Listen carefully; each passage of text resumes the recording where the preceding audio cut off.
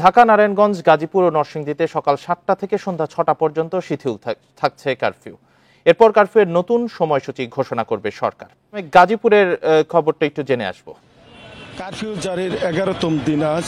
তবে ধারাবাহিকভাবে কারফিউ শিথিলের সময় বাড়ানোর কারণে গাজীপুরের মানুষের ভিতরে কিন্তু অনেকটাই স্বাভাবিক জীবনযাত্রা আমি দেখেছি।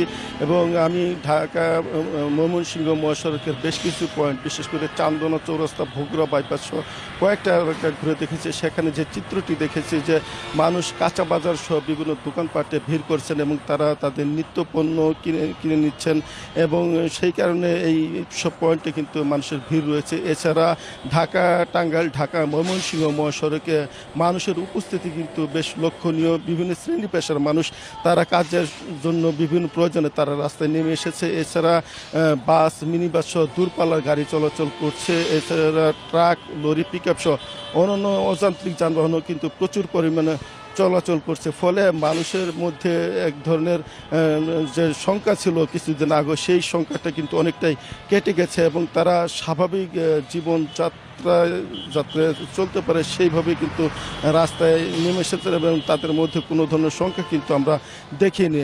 তবে এখানে আরেকটি বিষয় যে লক্ষণীয়, সেটি হচ্ছে যে গাজীপুরে যে তৈরি পোশাক খাত রয়েছে, সেই পোশাক কারখানাগুলোতে কিন্তু শতভাগ উৎপাদন ব্যবস্থায় ফিরেছে এবং সেখানে সকাল থেকেই শ্রমিকরা দলে দলে কাজে যোগ দিয়েছেন এবং তাদের মধ্যে কাজের যে কর্মচাঞ্চল্য সেটি আমরা দেখেছি। এবং একইভাবে অন্যান্য শ্রেণী পেশার মানুষের মধ্যে কিন্তু কর্মচাঞ্চল্য দেখা গেছে। আর্থিক প্রতিষ্ঠান সহ বিভিন্ন যে প্রতিষ্ঠান সেগুলো খোলা রয়েছে এবং যথারীতি কাজ চলছে।